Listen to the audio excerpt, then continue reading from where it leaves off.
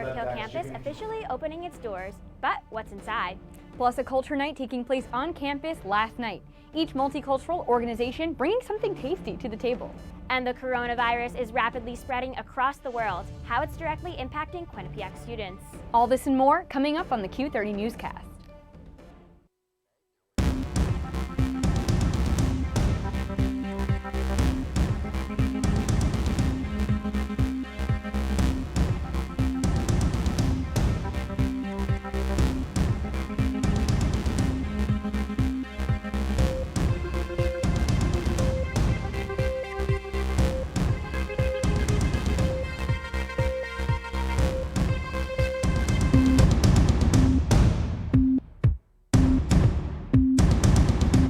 Good evening and welcome to this week's edition of the Q30 Newscast. I'm Brooke Riley. And I'm Maggie Smith.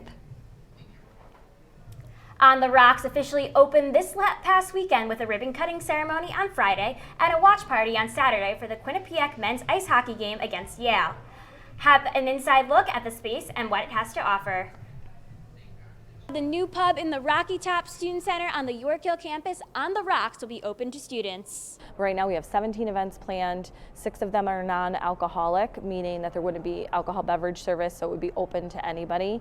And the rest of them are all 21 plus, because there will be bar service at those. The project began as an SGA initiative several years ago and was approved last spring after the class of 2019 cabinet held successful pub nights. It's really cool, 4 years of us working towards this goal, and to have really left our mark and to have improved the student experience. That's why we run for SGA.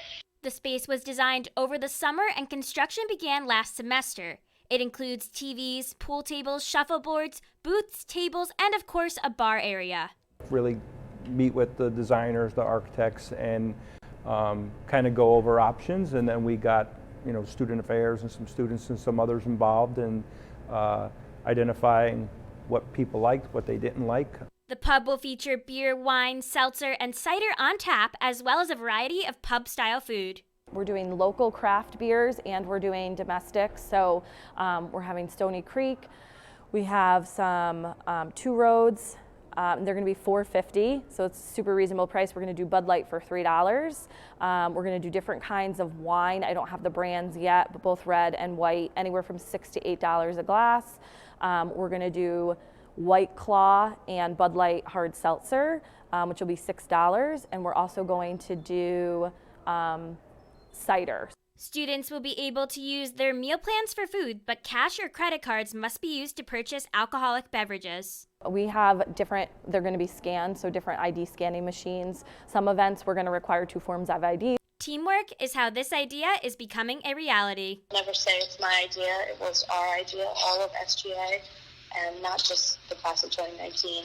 There were so many people that helped with this, and this pub represents what people can do when they work together. Students can expect to see a variety of events in this space for the rest of this semester and beyond. At On the Rocks, Brooke Riley, Q30 News. The pub will only be open for specific events this semester. As of now, 17 are planned and more may be added. Some are for students 21 and older, and others are for students of all ages. Tonight, comedian Shane Smith is performing for all students. A variety of pub food can be ordered at the bar or using the app Boost. Pricing is between $6 and $19. Although food and drinks will only be served at specific events, the space is open for students to enjoy a game of pool or shuffleboard, watch TV, or hang out with friends all the time. As spring break approaches, concerns about the escalating coronavirus are impacting students' plans over the break. Students on campus have shown concerns about the virus and how it will affect international students traveling home for the week. I don't even know if there's any flights between China and US right now. And also I think the US ambassador also closed down in Beijing.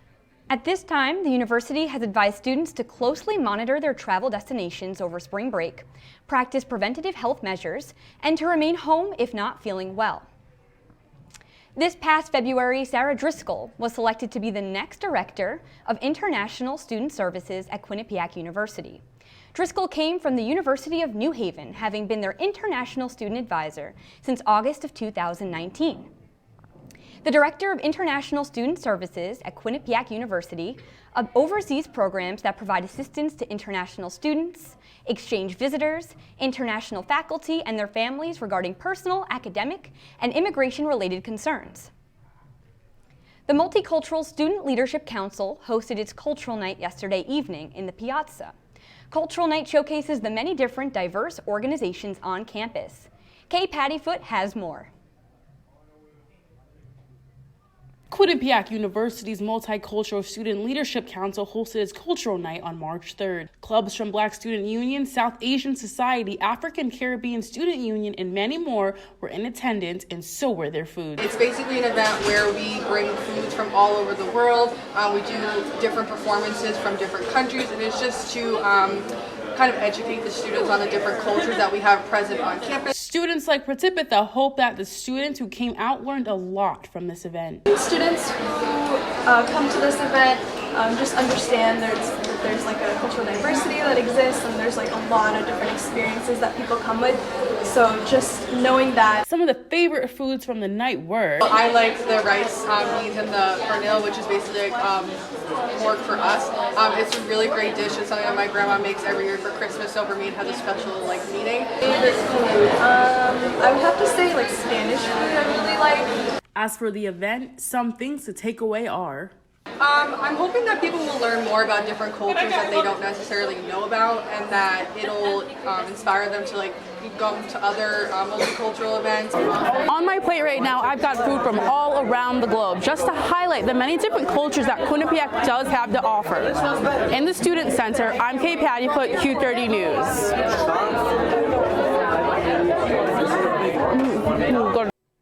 A well-known member of the Quinnipiac community is retiring after being a part of the university for over 50 years. David Hall, known to students as the Q Card Guy, began his time at Quinnipiac in 1966, when Quinnipiac College opened on the Mount Carmel campus. Graduating from Quinnipiac in 1970, Hall only spent 2 years away from the university when he went on to receive his master's from Boston University. Hall spent his time working as both a staff member and professor at Quinnipiac, but he's most known for distributing Q cards and more than 250,000 pieces of candy to students.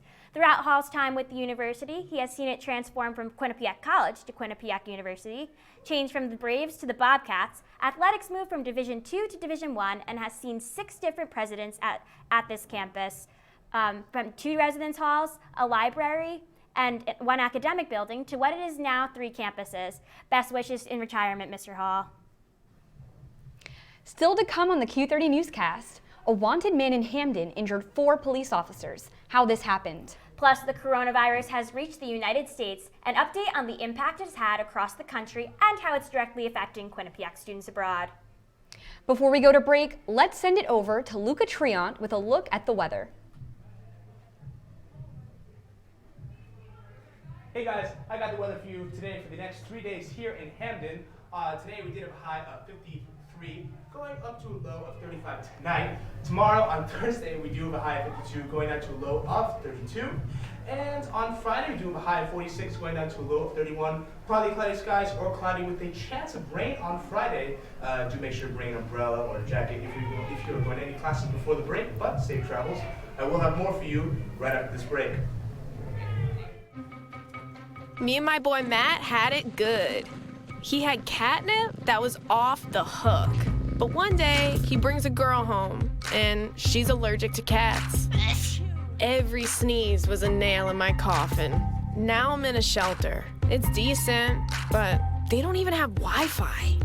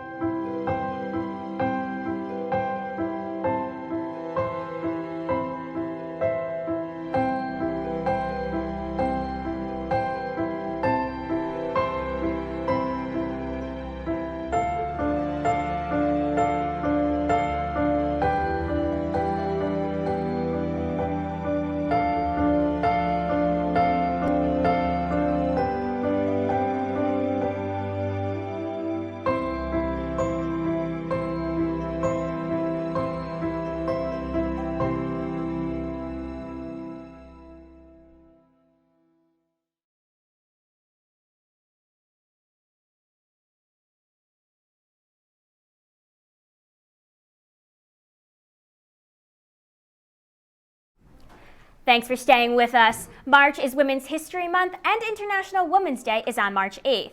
To celebrate, Quinnipiac's Graduate Student Affairs and Student Council is inviting the university community to nominate women that they consider to be a role model, leader, or someone that has impacted their lives. It is open to all levels of achievement, contribution, personal or professional positions. It is meant to highlight women who have done extraordinary things in the past and show a promising to the future to advance the achievements of women in society.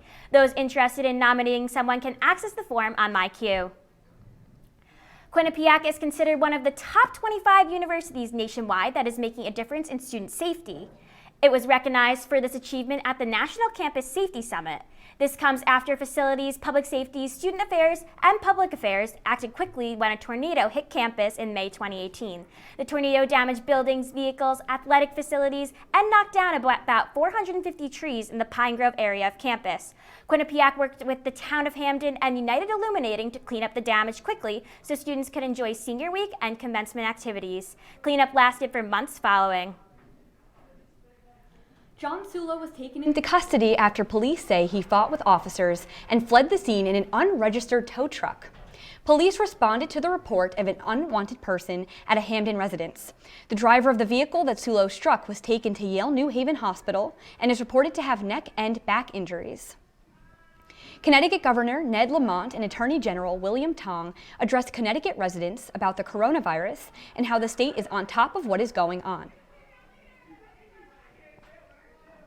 Connecticut is on top of what's going on with the COVID-19, this virus, and we've got this contained and we are ready for whatever could happen. Hope for the best, prepare for the worst. The governor assures that the best thing to do in protecting yourself from the virus is to take sanitary precautions like washing your hands and disinfecting commonly used areas. There are over 4,000 cases of the coronavirus in Italy. So what exactly does this mean for Quinnipiac students studying abroad outside of the country? Olivia Schueller has that and more. Olivia?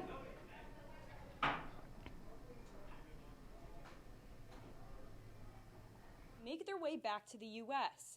Now, other Connecticut universities also advise their students to come back to the U.S. as well. We talked to one student who made her way back to New York and one student who hasn't even bought their plane ticket yet. Here's what they had to say about the spreading coronavirus.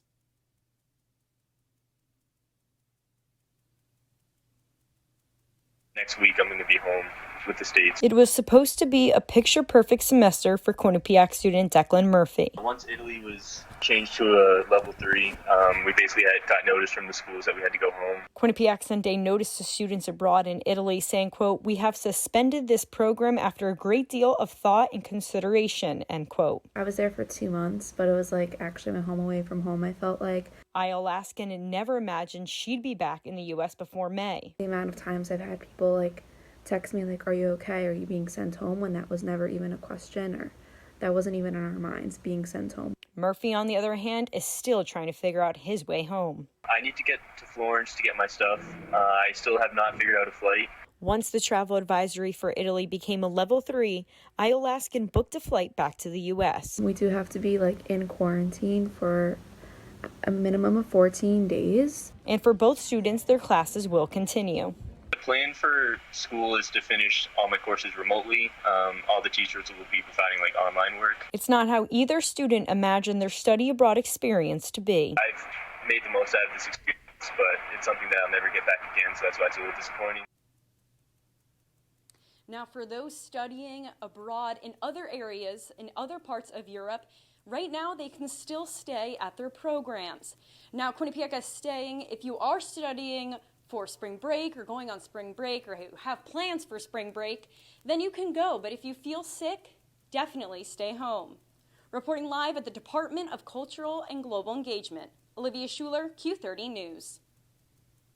And the coronavirus is not only affecting those in other countries, but it has now reached the United States and people are taking precautions. Hannah Mirsky is standing by with the latest on that and more in this week's National News Update. Hannah? Jumping right back into coronavirus, multiple cases have been reported across the country. Washington State has confirmed 9 deaths related to the coronavirus. 4 of the deaths were residents living in the Life Care Center, a nursing home in Kirkland, Washington State. 15 other states have also confirmed the coronavirus, raising the nationwide total to over 100 cases. New York Governor Andrew Cuomo said, quote, "We will have more cases. We will have community spread.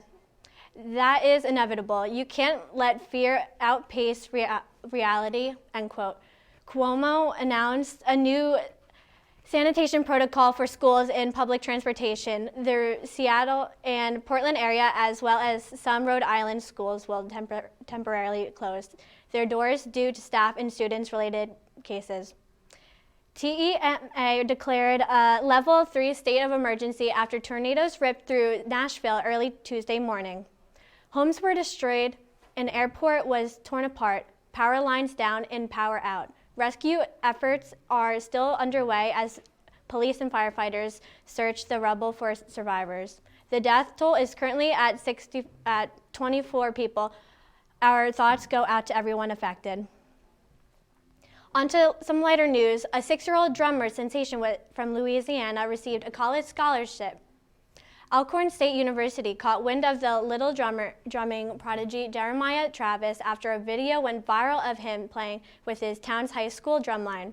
They called and offered Travis a scholarship before any other university could get to him. His mother, Nicole Jackson, saw his talent from his earliest stages. She said, quote, "He was probably beating in the womb," end quote. The high school band director, Travis Fry, saw Travis drumming along with the team on the bleachers during a football game. He brought him onto the field, handed him a drum, and asked him to play. After the performance, Travis asked the director if he joined the team. His family is grateful for the opportunity and for his recognition at such a young age. That is all I have for national news. Back to Brooke and Maggie. Thanks, Hannah. When we come back, Skylar Haynes has information on the tornado that ripped through Nashville and spoke with students directly impacted by the situation. And Kaylin Terry takes us to the political side of things following Super Tuesday. Don't go anywhere.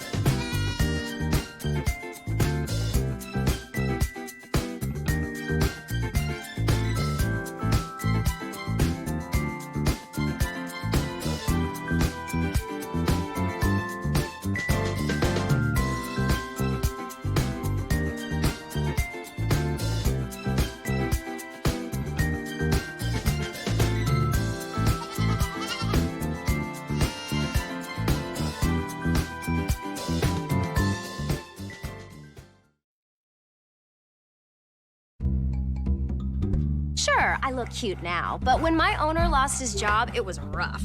I was living on the street, and one night, me and this Cocker Spaniel got into it so bad, I wound up looking like an ice cream cone. I cried a little bit, but thankfully I got rescued, so I'm running, I'm jumping, all back to my old self, and I'm ready to give unconditional love, even if you put a lampshade on my head.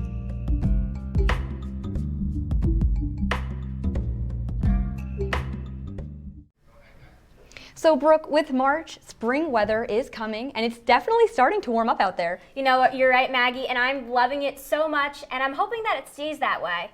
Luca Trion is here with this week's weather update. Luca, what do you have for us? Hey guys, welcome to the Weather Report. As we're all heading off away from Quinnipiac University to wherever our homes are or far away, we aren't going to be around here, so the temperatures for Hamden don't really mean that much, but what I do got for you guys today are temps across New England, where most people here from Quinnipiac are from. So let's get started. Up in Boston, the northernmost, we have a 46. This is all on Friday, by the way, so right when we're leaving Quinnipiac and we're getting back home. 46 on Boston, 47 here nearby in Hartford, and that's what we'll be seeing here in New Haven, Hamden as well, just in case you're staying behind. In New York City, we do have a high of 47. And in Philadelphia, we do have a high of 46. Temperatures all kind of staying up here, except north in Rochester with a high of 40. Temperatures are going to be consistent across these the next week, warming up as spring is finally coming. Definitely nice to have these higher temperatures as winter's finally ending. I'm very happy for all these higher temperatures. Believe me, it's great that spring is finally coming, and it is a reminder the semester is already halfway through. Can you guys believe that? Anyway, that's all I have for you guys. Back to you, Maggie and Brooke. Now the weather may be nice up here, but Nashville is still recovering from Monday night's tornado. The tornado directly impacted some students at Quinnipiac, and Skylar Haynes spoke with them. While news of the Nashville tornado may seem far from Quinnipiac, many students have been deeply affected. I was pretty sad. I mean, I'm thousands of miles away in Connecticut from Tennessee, so I was like kind of upset because a lot of my friends were like helping out in the tornado relief, and I couldn't do that. Like, I was checking in on people. When disaster like this strikes, we often feel hopeless, but 2 Quinnipiac students here are using their spring break plans to bring a bit of hope to Nashville. We booked our spring break down to Nashville 2 weeks ago, just spontaneous. This spontaneous vacation took a turn for the worse, though, with news of the tornado. However, this wasn't stopping them from making the most of their trip. We decided, all right, well, I'm driving down there anyway, we may as well pack the car full of donations. They're looking for anyone to donate everyday items, from toiletries to clothes to space bags to hold it all. We're volunteering down at the Community Resource Center, and they're actually looking for everything but clothing. But then there's other places looking for just clothing. So each shelter kind of has its own specific needs. So we're trying to overall cover all of that. Although Nashville is far away, the devastation of a tornado hits close to home for many. Even here at Quinnipiac, we had a tornado 2 years ago that completely destroyed the Sleeping Giant. Just imagine that the Sleeping Giant was your home and you weren't able to live in it for the next 2 years. I think anything like a natural disaster always affects everyone, even if it's not officially like happening to you, because it could happen to you later, and then you would want people's attention. Skylar Haynes for Q30 News.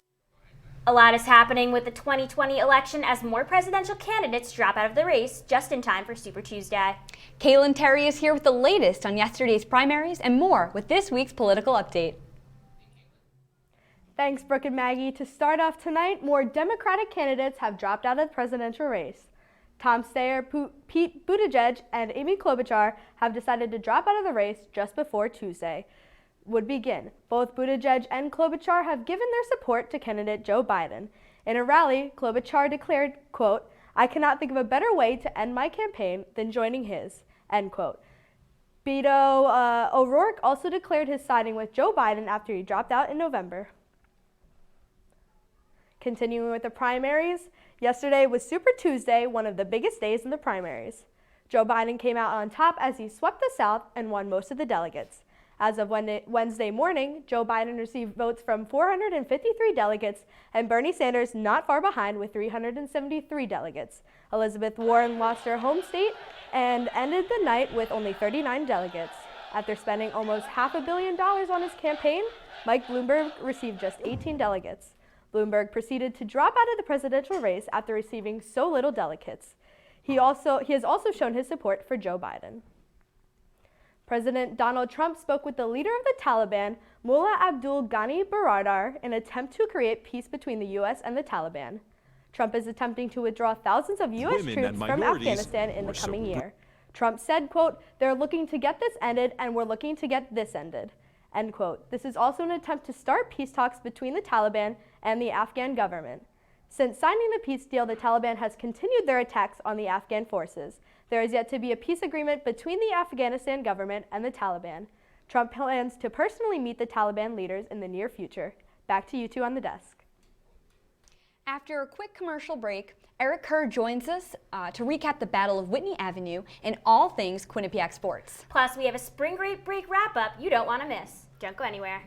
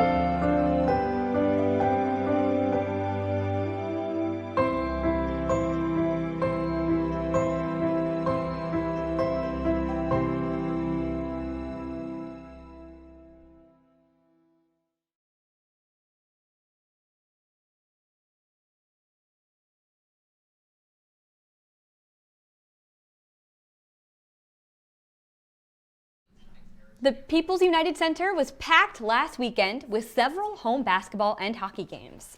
That's right, and the Quinnipiac sports teams were bouncing off the crowd's energy. Eric Kerr is here with the sports report. Eric, what can you tell us?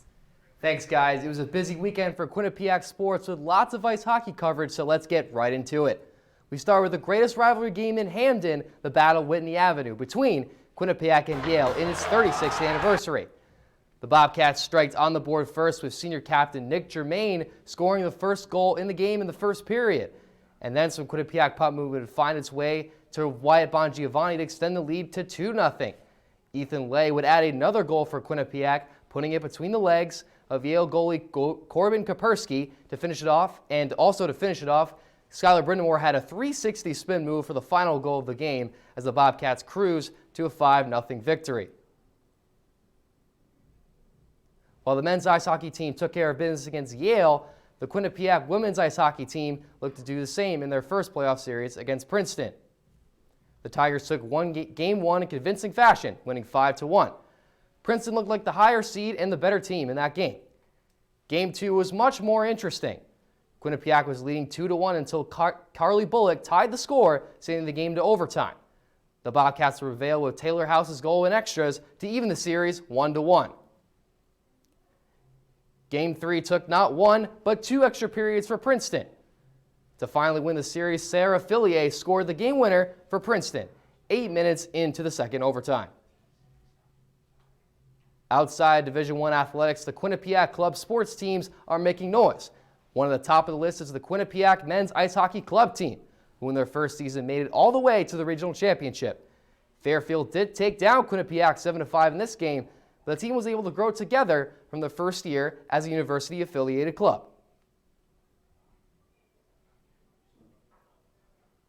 The team will travel to Westchester to take on Salisbury for their first game of the National Club Hockey Tournament next Tuesday. That's all for me for Quinnipiac Sports. Back to you guys at the desk. Well, spring break is just a few days away, but Brooke, students have had plans set for a while. That's right, Maggie and Luca Triant went around campus to find out what students are actually doing for break. Let's take a look. Quinnipiac students may be in the middle of their midterm exams, but spring break is just around the corner. Let's take a look at what some students are going to be doing with their whole week off.